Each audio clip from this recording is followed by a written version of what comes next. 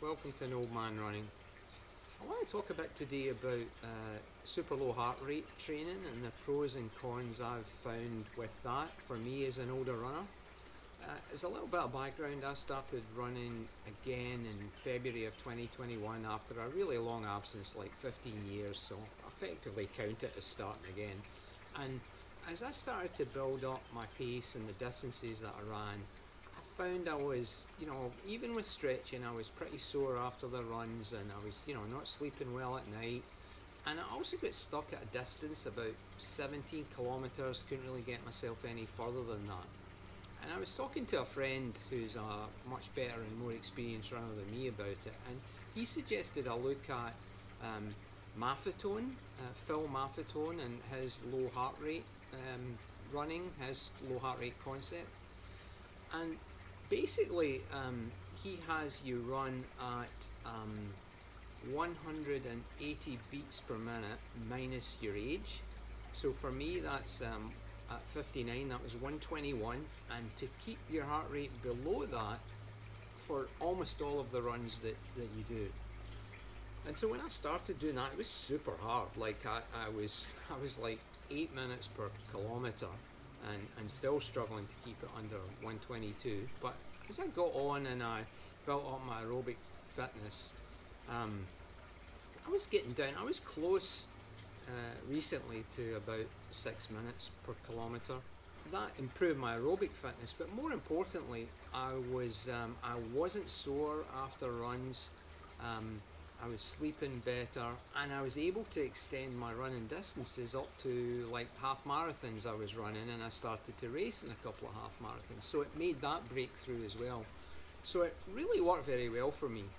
And I was speaking to my running coach the other day there. Yes, I've got a running coach now. That's a new thing that I'll talk about later. But I was speaking to her, and she was explaining that, when you're starting running, your cardiovascular system grows and gets better over time, but your musculoskeletal system takes a bit longer to catch up.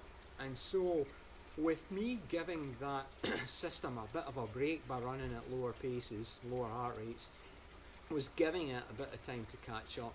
Because another thing I found when I picked up the pace was I always felt like I was on the edge of injury. That was a big help for me, the whole low heart rate training. But it's got its downside, and it kind of brought that home to me today a little bit. I ran a 5k race this morning, and I beat my personal best by 13 seconds, so there's my humble brag out the way, or not so humble brag. But I know I could have done better. I was a real wimp in the third and the fourth kilometres. And it's because I'm not used to running at higher heart rates, and I'm scared to push the rate up to where it should be, so I get my heart rate up to like 150 and I'm freaking out.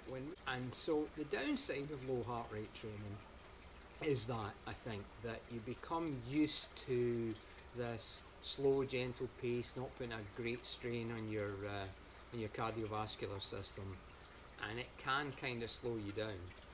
So I think I'm starting to enjoy running in races now, but I think if I've got any hope of trying to run faster than I run just now, I'm going to have to adjust and do a lot more training at higher rates, and also do like interval stuff, like I don't know whether it's strides or fartleks or whatever, to get used to running at that higher pace. So I think two conclusions on this for the older runner. One, if you're starting running again, or you're finding you're too sore when you're doing some running, have a look at the Maffetone program. Have a look at running all the time at lower heart rates. It's kind of fun once you get used to it.